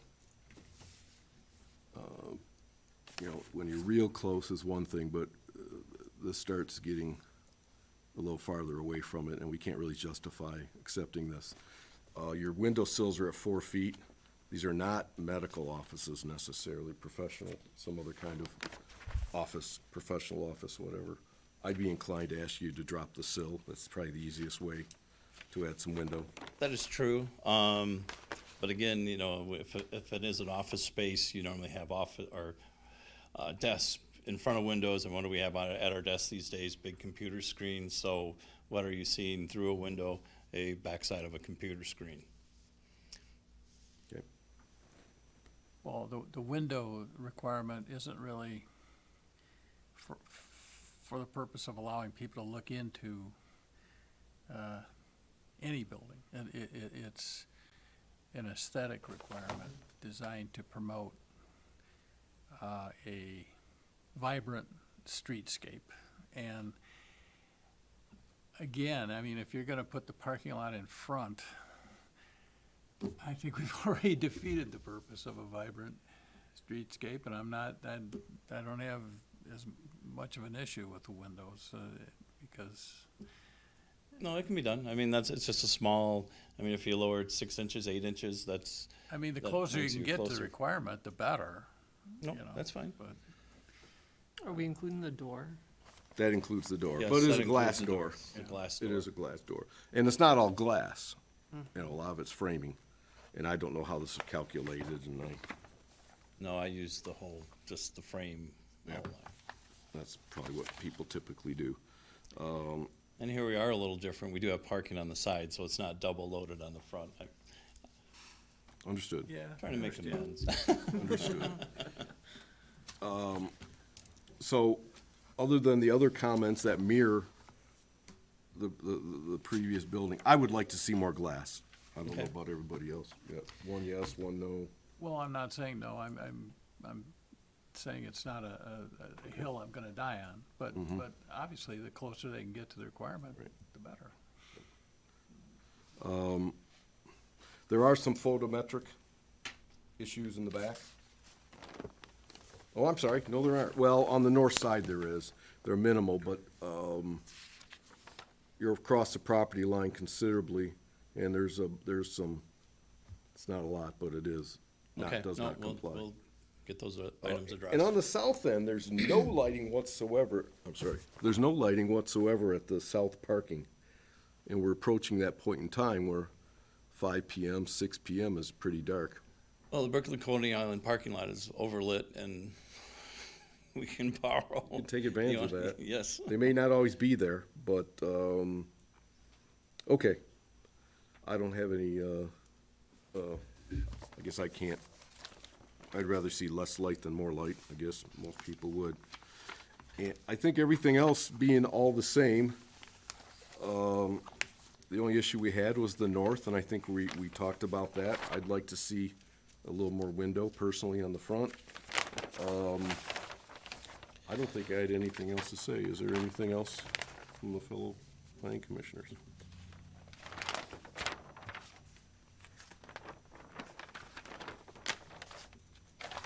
I'll take that as a probably not. Is there anybody from the public who would like to speak? Please come up and state your name. Hey, good evening, Jared Sanders. So the three of us were all the properties that are gonna be backing up to this apartment complex or small business unit. Two of them are which are new builds. I have one of the new builds. My wife and I moved into Berkeley. This was like 2018. We pull up, nice pretty lot, tons of greenery. There's a wall of trees. We're like, okay, kind of thinks that it's close to Greenfield right there. We're starting a family, but hey, it's another family house behind it. Lots of greenery, you can't see anything, blocked out of the noise. Since then, we've moved in.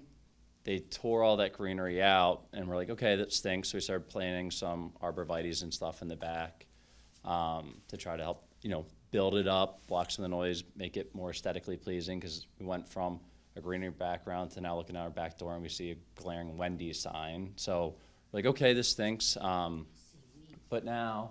But now what's happening is we're worried that, okay, now this apartment complex is coming in, at least now. It's actually an office. Oh, sorry, building. office That's- building. Office building. So now we're like, okay, are there like zoning laws? Because this would really stink. And I mean, we're paying, I think, close to $10,000 to $11,000 in taxes. And the last thing I want to do is like plummet the value of our house because we've got this big building that just backs right up to our property line. So I think Mark, you were saying earlier, hey, can we have some landscaping plans? And you guys are saying, oh, nothing can grow there. But I'm telling you, we gotta have some greenery back there, or else the value of our properties will absolutely drop. There's no doubt. Because when we go to sell it, they're gonna say, hey, you've got this big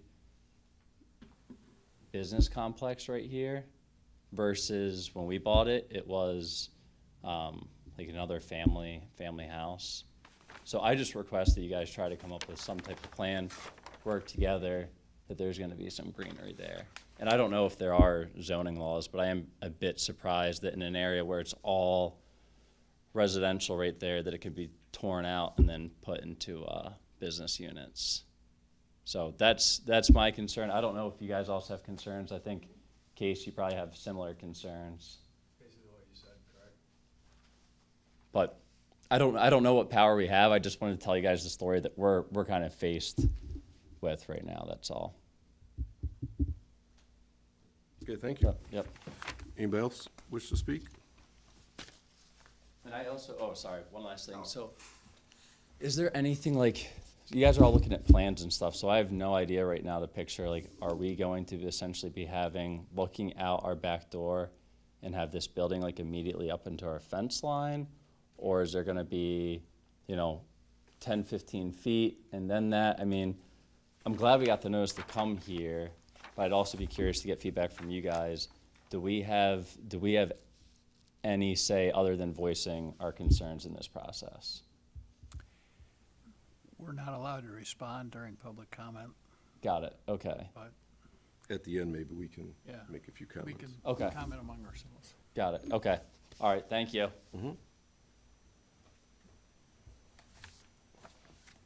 William Seaman, 3461 Elwood. Lighting, you're talking about that, but the lighting should be out facing the building, not the lighting facing the residents. If you look behind the family dining, they put their back lights on. It surprised me it doesn't blister the paint on that house. That should never been done. It should be on that wall facing the building. Thank you. Thank you. Is there anybody online who would like to speak? We do have one comment. Chris, you're welcome to speak. You have 3 minutes. All right. Hi, this is Chris Kopacia, 3152 Bacon Avenue. I am just calling to kind of second Mark's comments regarding the, I guess, my displeasure with the idea of having parking between the street and the actual building itself.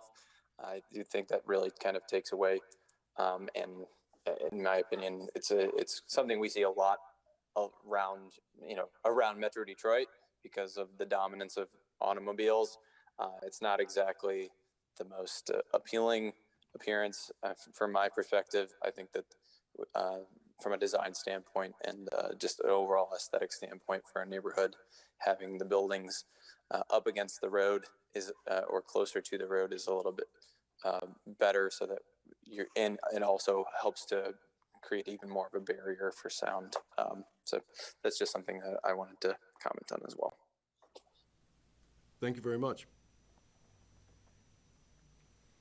Okay, I don't suppose we had any emails while we were, I have not received any, no. okay. Anybody else have anything to say? This building is about 15 feet high at the rear. It's 12 feet from the property line. There's no lights on the back. 14 feet. 14 feet? Our fence is 2 feet Oh, off the. I'm sorry, you're correct. It's 12 feet from the proposed 6-foot fence and 2 feet more from the property line. Thank you. There's no lighting proposed on the back that I recall. Is there? That's correct. There's no egress doors. There's no egress doors. Okay, we talked about. Wouldn't have known that because you didn't talk about the lighting on this one, sir.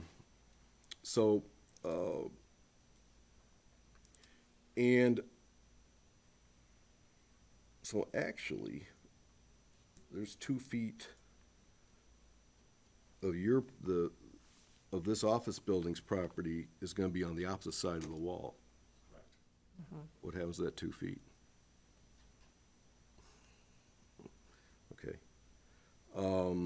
There's basically like a swale, like in that AA section, that. so then there's Yeah. no sidewalk even or anything No, behind there's the nothing. It building. just comes up to the garages, which are only about 5 or 6 feet from the property line. The backs of those new garages on the new builds, which are very nice houses, by the way, I drove by.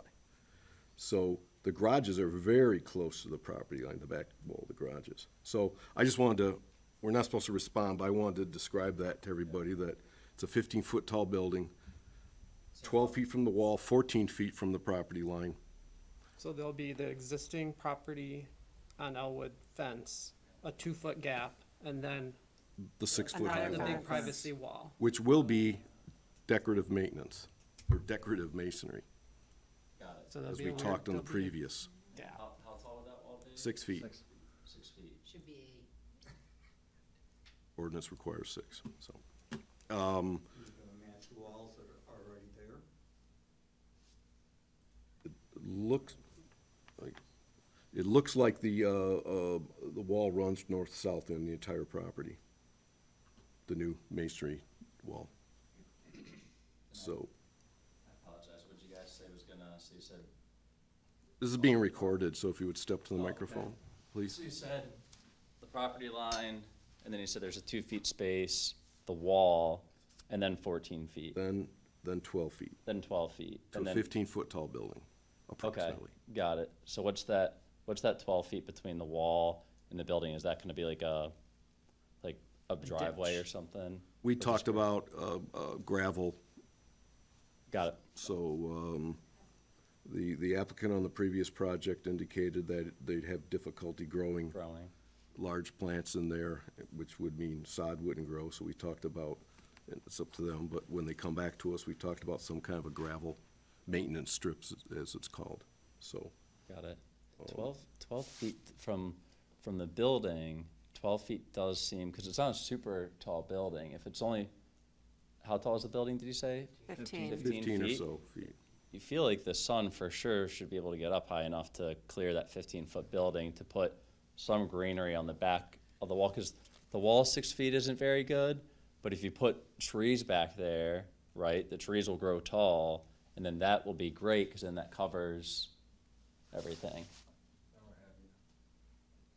It's just not, I can't, I mean, does anybody I don't know if there's like a scientific explanation that we can prove that a tree couldn't grow, especially if you get a pear tree, those things grow like 2 feet in a year. I mean, in like a year, if you get a pretty decent one, that thing's gonna grow taller than the building. That's my opinion. And then my other question is, so who maintains that little 2 feet pathway between our property line and then the new wall? Effectively, that becomes your property. Not legally, but Got it. if you have a fence back there now, you enjoy the property. So, okay, we do, my only. It is not, Got I it. misspoke, it is not your property, but right, right. effectively, they're abandoning that property Got it. for their use. So I don't know, is there a chain link fence along those? No, so I actually ripped out the chain link fence. I know Casey put a new fence. I built a fence back there. It would just be one of those things where, yeah, if they're building it, if they could put something down so that it's not a bunch of like crazy weeds and stuff, because I don't have a really good way of getting back there, because my other neighbor's fence backs up, so if you guys could put something. Unless we move the fence back the 2 feet, you have 14 feet between the fence and the building. Consider that. It can be on the property line. So, okay.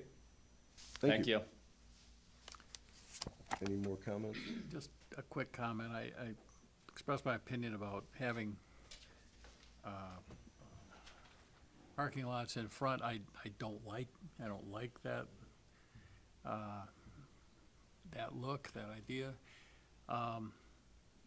As far as I know, there's no legal impediment, though, to doing that in that zoning district. And we can't sit here and amend the zoning to suit our personal predilections. So, I want my view on the record, though, because I think from a long-range planning perspective, we should be examining issues like that. We will be having those discussions later on. I tend to agree with you. I don't know about on Greenfield Road being a major thoroughfare. If it's, but in downtown, you know, we talk about that. We want them right up to the road. It's a slower, smaller scale, slower road. And this is not part of this conversation, but that's something we'll be discussing at great length, apparently, in the near future. I'll bet we So, will. yes, so. Okay, any more questions from the planning commission? Any more comments? Can I hear a motion? You guys are gonna kill me, so. I think it's closed, actually. One. but- Yeah. Oh, sorry. Yeah, sorry. All right. We don't kill anybody here, so. No. Super So- frowned upon. No, it's frowned upon, yes. And do I get a motion? Now, remember, we have a lot of the same comments, almost all of the same comments from the previous. And one of the issues I had is I want to see some more glass in the front, because they took it to a step on the first one. They took it another step here. Yeah, I Right, I absolutely agree. 13% is not, I don't think it's sufficient. Right. And I think it's easy to fix, that's not a, I think it's something that they could That's bring easy to back fix to by us. dropping this. in. Right. And we talked about all kinds of things, like addressing the rear elevation a little bit, which may appease the local, the residents that are adjacent. We talked about a lot of things. I would think, for the record, all the comments we had previously, other than the specific parking arrangements, should be brought into this. That included, we didn't talk about landscaping on this one. Did, I mean, Not we did. specifically, but I think it's the same. I brought that up. You did, Yeah, I think it was you- brought up. They melded together, I apologize for a second, but landscaping is something else that I would like to see addressed on the site as well. Is that enough direction for you, Aaron, to do your write-up for the, or your letter that you give to the applicant?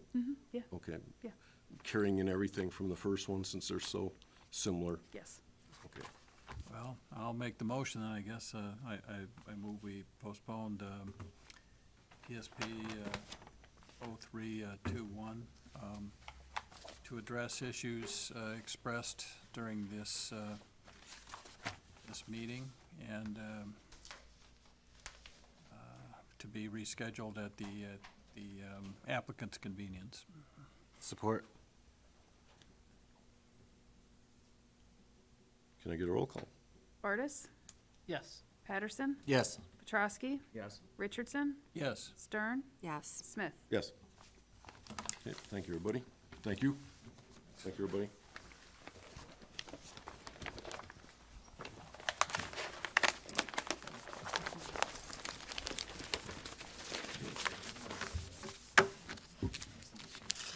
Okay.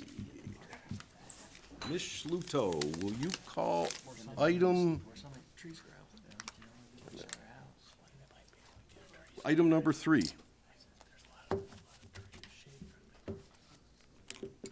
just the craziest thing. So you're right, the parking is in the back, trees grow.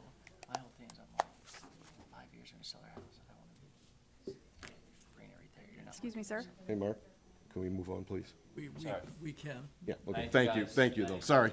But we have a long night here, so. Oh, I, If you want to give me a call tomorrow, if you want to give me a call tomorrow, I can talk to you. Any questions? Okay. So being polite. Here. Well, you're being very official as the, It's not right.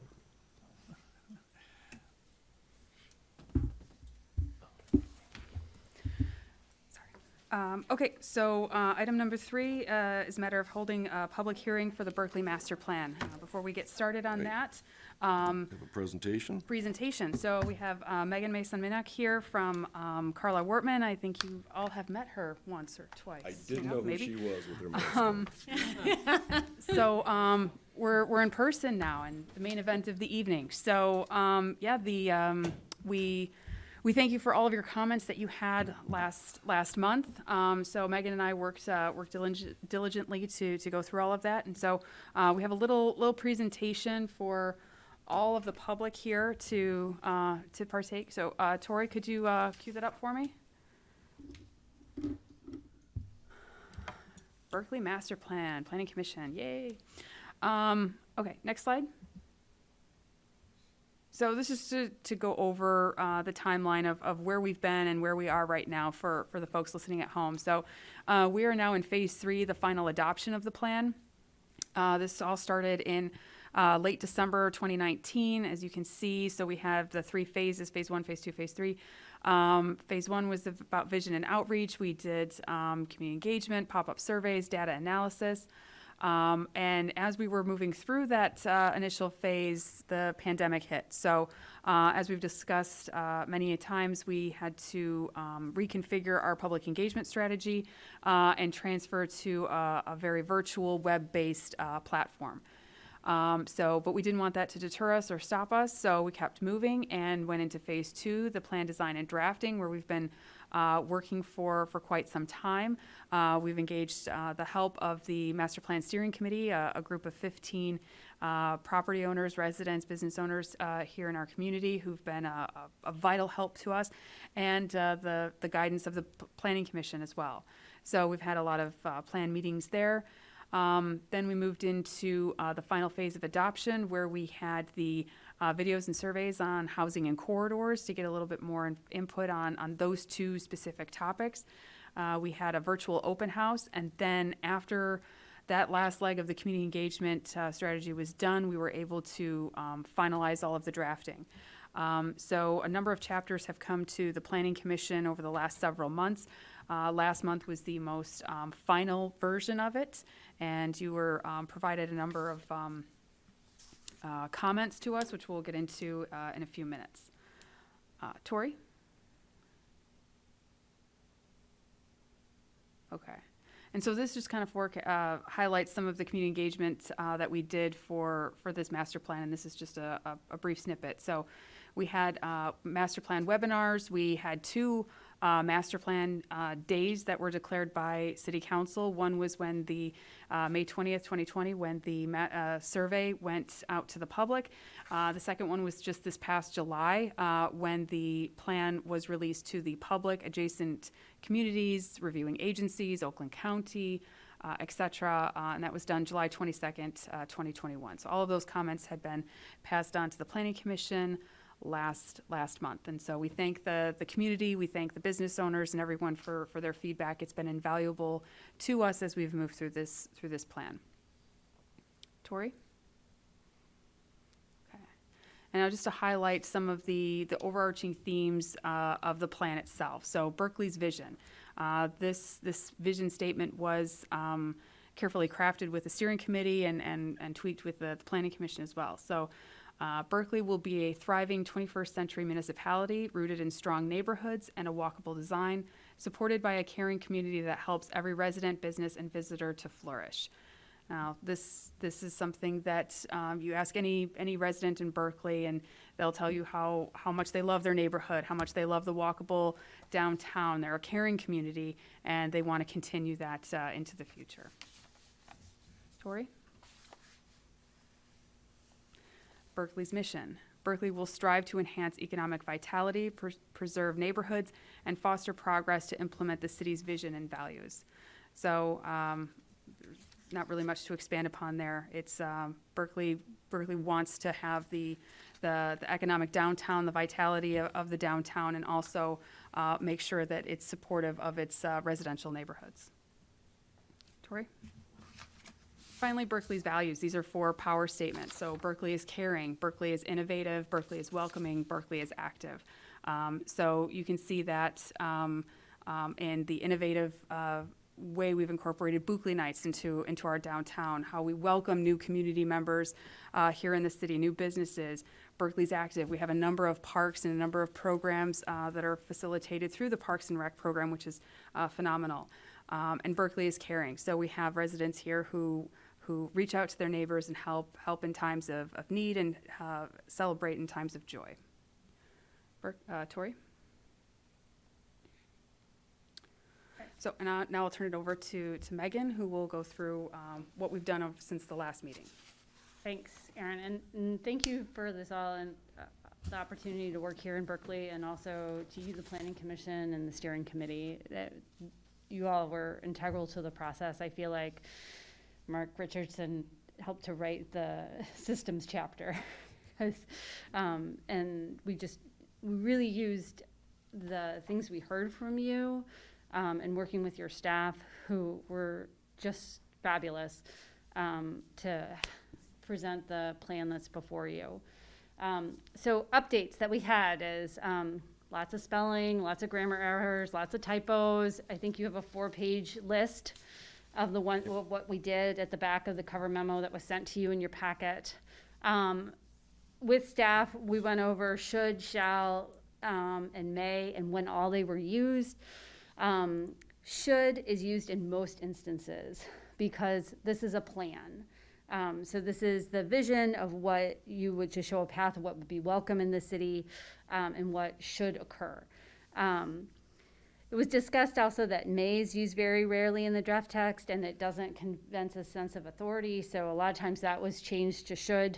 Also, shall is used rarely. Only in instances where it's an absolute must. Specifically, one instance is in the text it was referenced ADA compliance, and in the draft you saw previously, that was a should. Obviously, that's a shall. That's a federal law, and in engineering standards and traffic standards. So, those changes were made. Also, we expanded the discussion of the Greenfield Road concept, and that's on page 58, and really went over the process of what that would be. So the steps, there's a text box on page 58, really going through the steps of Greenfield Road concept plan, what would happen to have it built. And number 1 is agreement from all of the 16 property owners to sell their property to one single entity. All those properties will have to be combined, consultation with the developer and road commission in Oakland County regarding the project. Then the developer creates a site plan. It comes to you, but they have to meet all of the zoning. And just as you went through the site plan here tonight for one of Greenfield Road, it would have to be the same process. It would have to be complete. It would have to meet those standards. And then also, if there was any special land use or rezoning involved, it would have to meet those master plans. So what that concept plan shows is really your ground floor. That says, this is what we want, and then you work up from that. That would be the challenge to any developer. Public notice obviously goes out to the property owners within 300 feet, and it would go through the site plan review process with your approval and approval by the Road Commission of Oakland County if there was greenfield access. So, I mean, that's a lot of steps, and as the Planning Commission knows, that's a months, if not years long process. And so we know that there was a lot of concern about whether people's property would be taken or rezoned or, bought from them without their permission, and that is not at all the intent. And we hope the extra text and graphics that we put in conveys that. Also, we had provided more details in regard to implementation on page 77.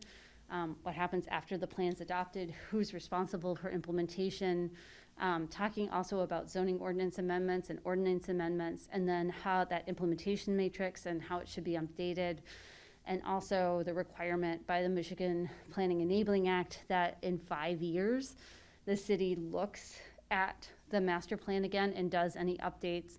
And we really encourage all of our clients to make that update review a meaningful process.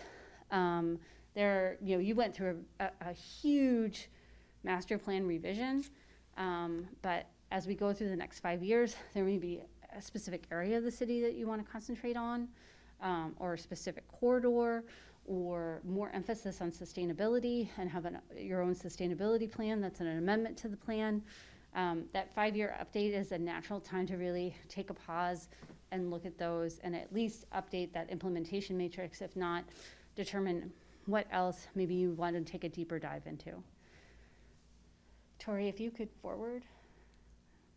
So next steps is here tonight, we're having a public hearing, and it would be your job to make a recommendation to City Council. And you could recommend approval with changes, or you could recommend denial and say that we want it for a little more time. But currently, the next City Council meeting is November 15th, and so adoption could happen at that time. I'd be happy to answer any questions that you might have, or you might feel that are beneficial for the public if there's any online to hear. Okay, so I guess let's open the public hearing. I don't see too many seats occupied at the moment, so Tori, is there anybody online? Yes, we do have one hand raised. Chris, if you'd like to introduce yourself, and you have 3 minutes to speak. Hi, everyone. This is Chris again from 3152 Bacon Avenue, Chris Capacia specifically. I'm calling just to comment.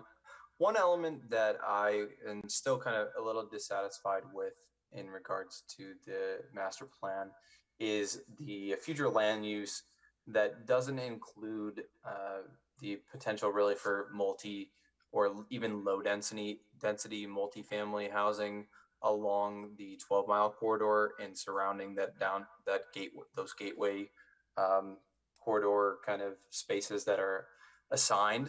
I think that that's a real big opportunity for people like myself who are younger adults who basically find it where if I wasn't living with my father currently because he's got some ailments, Berkeley would be very unattainable because of the lack of really apartment space or rentable space that's at a little bit lower cost than owning a space here. And as we all probably know, owning homes here is pretty costly at this point. So that was something that I found a little bit of kind of dissatisfaction with. Additionally, something that I find I'd really, really love to see a little bit more intentionality with is just the idea that really making parks a little bit more focused for some, or at least 1 or 2 parks focused for adults, and really spending time and having that kind of a space, maybe even for more seating and more kind of a gathering point than we have parks currently. So that's all I've got for you. But otherwise, it looks awesome. I'm excited about the transportation mobility and other many other elements of it. So just wanted to give those comments. Thank you. Thanks. Thank you. Anybody else, Tori? No, sir. I don't see any at this time. And do we have any emails by any chance that came in? We did receive one email, and it was included in your communications at each one of your chairs this evening. It was from Charlie Sears. He wrote, and I'm going to summarize because it's quite lengthy, but he was grateful for the opportunity to speak. He read the entire master plan. They were impressed with the time and energy. Thank you to all. They've lived here he and his wife have lived at Kenmore for over 29 years. They feel that there's been a lot of effort put forth into what it means for a diverse community and land use and various types of housing. They would like to see the Berkeley is welcoming paragraph on page 23 slightly amended to allow for new residents of all backgrounds. They like the description of the bungalow courts included in chapter 4 with the co-housing and universal design, allowing for various populations, ages of income. They were unable to attend the meeting this evening, but they wanted us to accept these comments as an indication not only of their interest, but of evidence of their commitment to their hometown. So thank you for that. Yep, thank you. Okay, I guess we can close the public hearing if there's nobody else.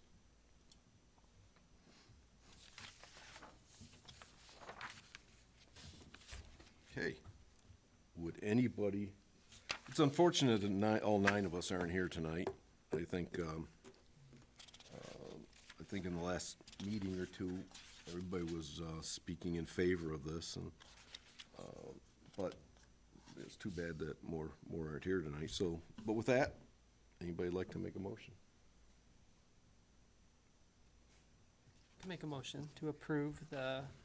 To recommend. Yep, to recommend the master plan, to recommend the master plan for city council approval. Okay. Do we have a second? Support. Thank you. just like to say something, Please. Oh, yes, any comments, anyway. discussion. I've had the pleasure of meeting Mr. Kapasia several months ago. I take his comments to heart. I think that the plan provides opportunities to address his concerns. And it's important. I've become personally aware of situations in the past few months where we've lost people who've had to move out of town because they couldn't afford to find suitable housing here in Berkeley. And this is at both ends of the spectrum. It's people more in your age cohort, and it's people in my age cohort. They have different reasons why they have to move, but they're not able to find what they need here in Berkeley. And that's something we've just got to make a priority. And I think we have achieved the ability to do that in this plan update. And I want to just add, I think this is a great product. I think it's a great update, and I think it's to the credit of our consultant and our staff and all the citizens volunteers. I think there was an awful lot of openness, a lot of great two-way communication, and it's reflected in the document. And I'm not going to go on much longer, but and this might seem an obvious point, but it struck me as I'm looking through it. This is really quite Berkeley-centric, this master plan update, right down to the pictures and the art that was selected. You know, you didn't take the easy way out and pull a bunch of generic stuff and throw it in there. We took the time to give this a real Berkeley hometown cast, and that I think is important too. So I'm enthusiastic about it and looking forward to helping to implement it. And thank you, Megan, for all your hard work. You're welcome. And it wouldn't be possible, again, without the steering committee, planning commission, and especially your staff. And I don't think some people would have let us get away with non-Berkeley photos, but thank you for the comment. It was brought up a couple times. I'd like to make a quick, I'm surprised more people aren't here, but maybe that goes hand in hand with the fact that there was so much communication and so many venues of communication, if that's a term, that we did get the point across, or you folks got the point across, the staff and the consultant and all the committees and everything. So maybe that is good that there's not a lot of people commenting on it at this point. So maybe that's a good thing. So. And to that, I will say that we posted, I mean, by law, we have to post this in our newspaper of record, which we did in the Royal Oak Tribune, but we also put it in the Woodward Talk. There was enough time to get it in there. So, you know, that went to every single household in Berkeley. It went on the websites, it went out into e-blasts. I mean, yeah, we really, really pushed it out to make sure that anyone who wanted their voice heard could be here tonight. So I think it's a testament to where we've been and how much community engagement we've done over the past 2 years. Yeah, Oh, really. exactly. It's not just tonight. It's been the 2 years. And it's been a lot. We've had a lot of comments in the past about not enough communication, not enough types of communication. If someone came here and said they weren't aware of this, you know, what do you say to somebody? But nobody did, so that's a good thing. So maybe those 10 or 12 types of communication actually work, whatever it was. So good. I was just gonna say the same. We communicated it so well with the virtual open houses, several different ways. We had the drop boxes, so well done. Thank you to your team as well as our city staff, and to all of the volunteers that put forth the effort to do this. I remember walking around our city last year, it seems, you know, and taking those pictures and some of those pictures, and it was just a great experience all around. So thank you. Welcome. Anybody else?